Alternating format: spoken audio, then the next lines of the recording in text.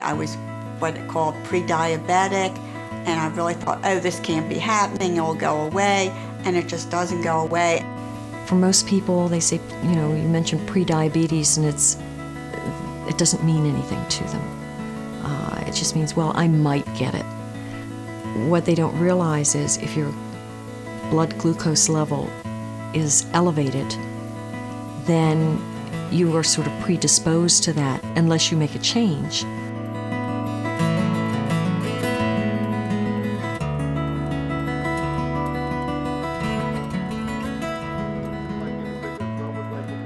Prediabetes means that the level of glucose in your blood is higher than normal, but not high enough so that you have diabetes. Here's why. Your body changes food into glucose, a form of sugar, and uses it for energy. When your body is working normally, your blood glucose levels are in a healthy range. But in some people, glucose builds up in the bloodstream. If you have prediabetes, your blood glucose levels are higher than normal, but not as high as type 2 diabetes. You may feel fine and have no symptoms, but if you have prediabetes, long-term damage to your body, including your heart, may already be taking place. And if you don't make some changes now, you will get type 2 diabetes.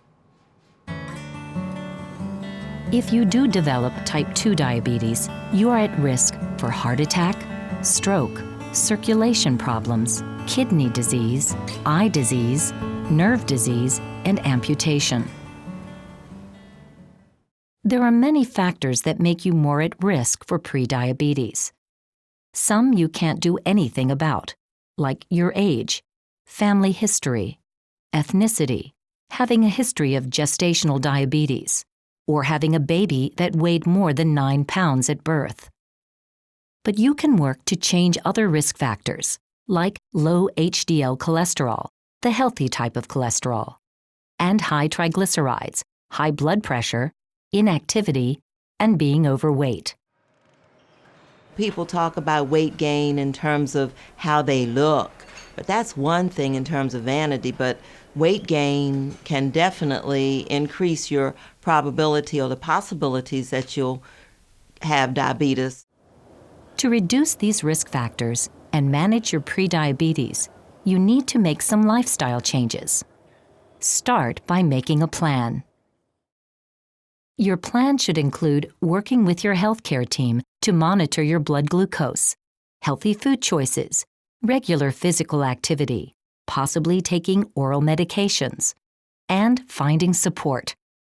If you take small steps in these areas, you may improve your glucose levels and your entire health now and in the future.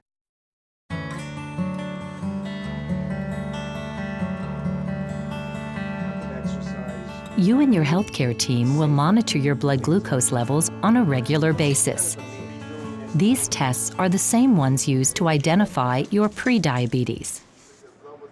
One test to check your glucose level is called a fasting plasma glucose test. This test measures your glucose level after you have gone at least 8 hours without eating or drinking. In this test, if your levels are between 100 and 125 milligrams per deciliter, you have prediabetes. These levels are above normal, but not high enough to be diabetes. Your healthcare provider may also use an oral glucose tolerance test to measure how well your body handles a large amount of glucose in your blood. In this test, your glucose levels are checked 2 hours after you drink a sweet liquid. If your glucose levels are between 140 and 199 milligrams per deciliter, they are above normal, and you have prediabetes.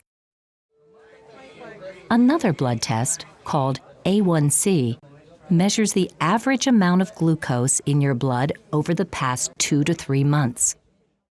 If you have an A1C result of between 5.7 and 6.4%, you have prediabetes.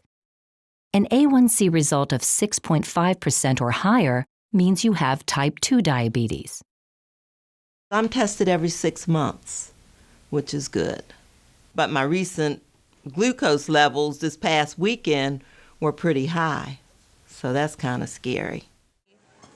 In addition to monitoring your blood glucose levels, work with your healthcare team to make healthy lifestyle changes that can reduce your risk of long-term health problems from prediabetes and prevent type 2 diabetes. A major study called the Diabetes Prevention Program found that the risk of diabetes can be reduced by as much as 58% by making healthier food choices and increasing activity levels. We were couch potatoes. I mean, we could sit and watch TV, and usually fall asleep in front of it, that sort of thing. In the study, people who lost 5 to 10% of their body weight by making healthy food choices and exercising 150 minutes a week were the most successful at improving their glucose levels and preventing type 2 diabetes. But you don't have to make lots of lifestyle changes all at once. Work with your healthcare team to pick small goals you can do to start with. My new goal is to get down to 150. I want to go from a 12 back to a size 10. So that's my next goal. I recommend that people think about those kinds of things in terms of their lifestyles and just make small changes. It's a lot easier not to gain weight than it is to lose it. Your healthcare team can help you set goals that you can achieve safely. When you meet with your healthcare provider, don't be afraid to ask questions if you don't understand something. Write them down ahead of time. And make sure you get feedback on your progress. We all do better if we know we're making positive changes for a healthier lifestyle.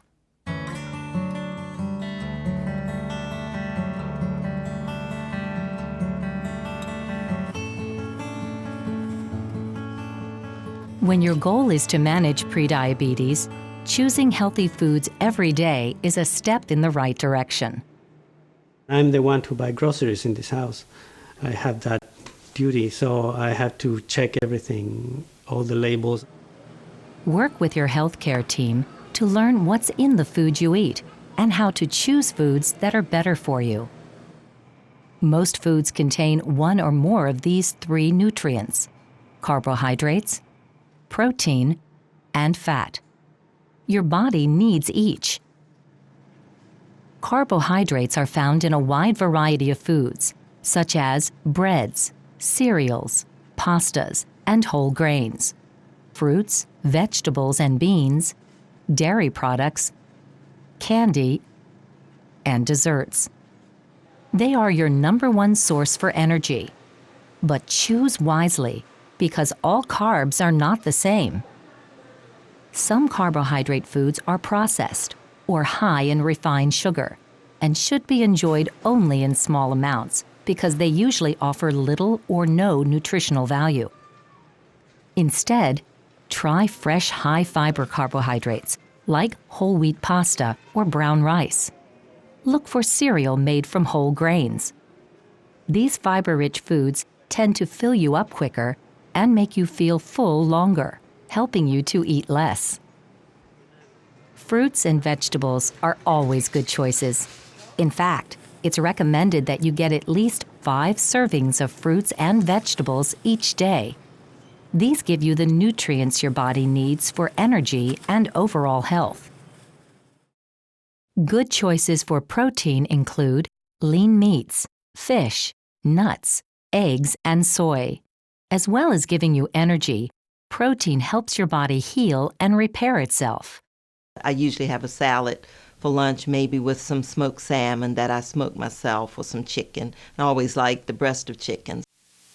When it comes to fat, remember that all fats are high in calories, which when using too much can cause you to gain weight. But all fats are not the same. Some fats, called monounsaturated fats, and polyunsaturated fats are better for you and can actually help lower your risk of heart disease. Add a few nuts or seeds to the foods you choose to get the benefit of good fat. Use olive oil or canola oil to prepare your foods.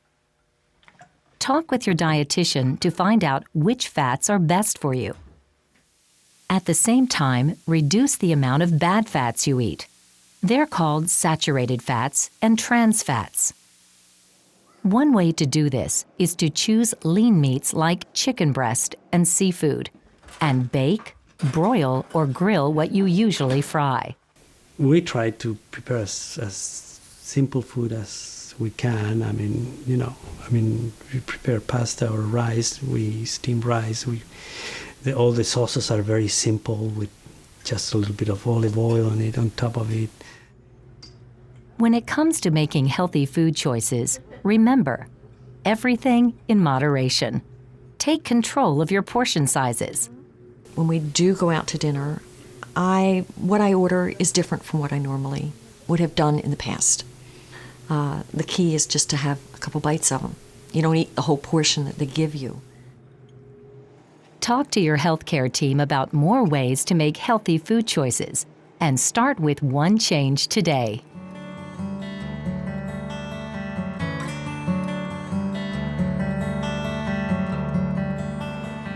I learned that exercise and losing weight were the keys. You don't have to do it all at the same time. Some of the exercises can be done 10 minutes here, 15 minutes there. Choose physical activity every day to help lower your blood glucose levels and lose weight. Activity helps use the glucose that comes from the food you eat and burns the calories to help you lose weight. This can help prevent type 2 diabetes and all of its complications, including heart disease. Everyone should get at least 30 to 60 minutes of moderate physical activity most days of the week. Talk to your healthcare provider before starting an exercise program to see what type of exercise is best for you. If you haven't been active in a while, find 30 minutes too difficult, or can't find 30 minutes in your busy schedule, break it down into 3 10-minute segments. When you're ready, talk to your healthcare team about making your workouts longer and more frequent. Find things you enjoy that get you moving. If you have fun while exercising, it won't feel so much like a workout. It's a matter of being motivated to do a little more exercise to try. I wouldn't try to do everything at once, but take a little step at a time. And I think just getting out and doing something will help. Go for a jog, take a swim, ride a bike, or dance. These are things you can do by yourself on your own schedule. Or ask a friend to join you if that makes it easier.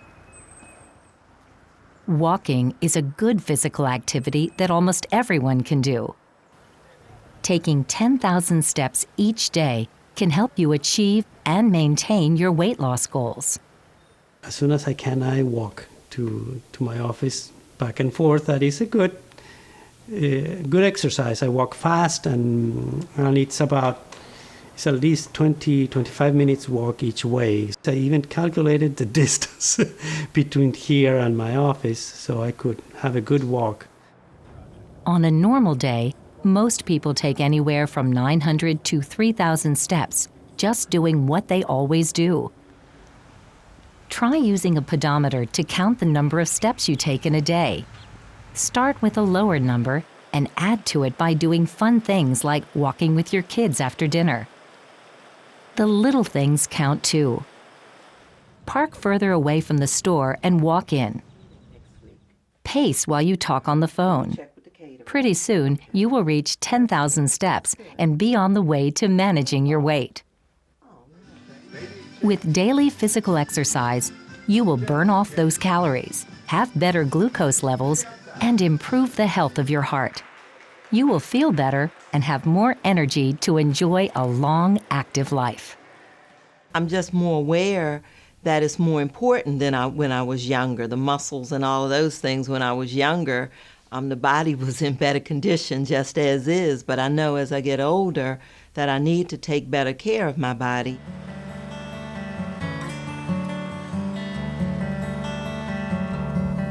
While you're adding healthy eating and activity into your life, your healthcare team may recommend an oral medication. The Diabetes Prevention Program study shows that for some people, the medication metformin can reduce the risk of developing type 2 diabetes by about 30%. But medications are not a substitute for healthy lifestyle changes. Remember, with healthy lifestyle changes, you can reduce your risk of type 2 diabetes by 58%. That's double the benefit of oral medications.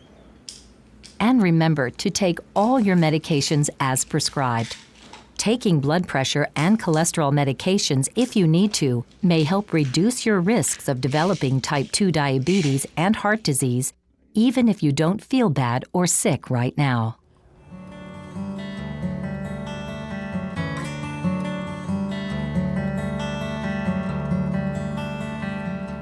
Changing the way you live can be difficult.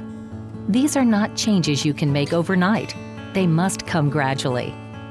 While you're making these changes, find support to stay motivated and reach your goals. You couldn't do it if you didn't have the support of your spouse or significant other or whoever you're living with, because you couldn't fight them all the time in fixing your meals and having to change your lifestyle. It wouldn't work. I talk to my family, my daughter, my sister, my son.